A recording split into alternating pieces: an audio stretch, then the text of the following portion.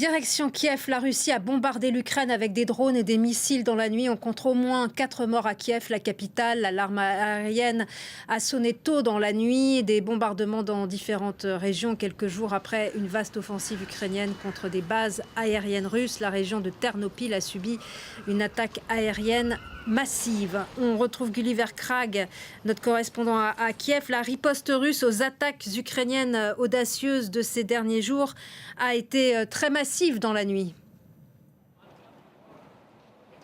Oui, la question que les Ukrainiens se posent ce matin, c'est est-ce que c'était ça leur riposte ou est-ce que c'est seulement le prélude à leur riposte? On constate qu'il y a eu beaucoup de drones utilisés, presque un record, mais en fait le record c'était le 1er juin, mais 407 drones et relativement peu de missiles de croisière.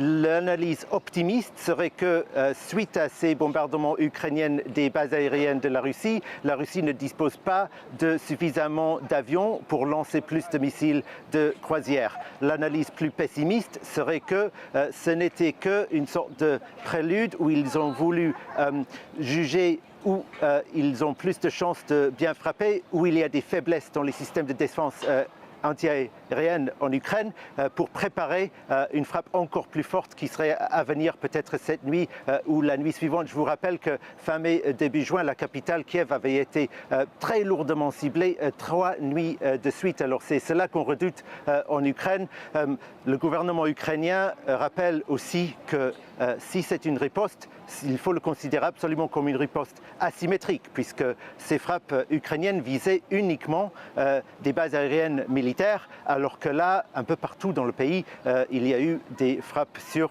des entrepôts, sur le métro à Kiev qui ne fonctionne, une ligne de métro ne fonctionne pas aujourd'hui, et même des bâtiments résidentiels. Ce n'est clairement pas se cantonner strictement à des cibles militaires. Et alors l'armée russe a déclaré ce matin, Gulliver, que ces attaques étaient en riposte aux récentes justement attaques de Kiev. Sur le plan diplomatique, maintenant, on voit mal comment peuvent avancer les négociations entre Kiev et Moscou. Les pourparlers, ils en sont où?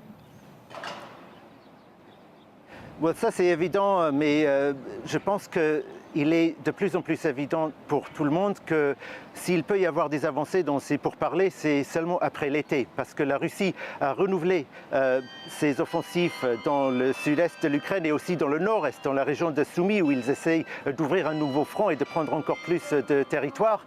Et je pense qu'il est assez clair qu'ils veulent voir jusqu'où ils peuvent arriver avec cette offensive d'été avant de sérieusement contempler un cessez-le-feu. Donc Vladimir Poutine continue de jouer le temps long. Oui, exactement. Merci beaucoup, Gulliver. En tout cas, c'est l'analyse de l'Ukraine, mais pas uniquement, aussi de beaucoup d'analystes internationaux et je pense, même s'ils ne le disent peut-être pas très franchement, des partenaires occidentaux de l'Ukraine aussi.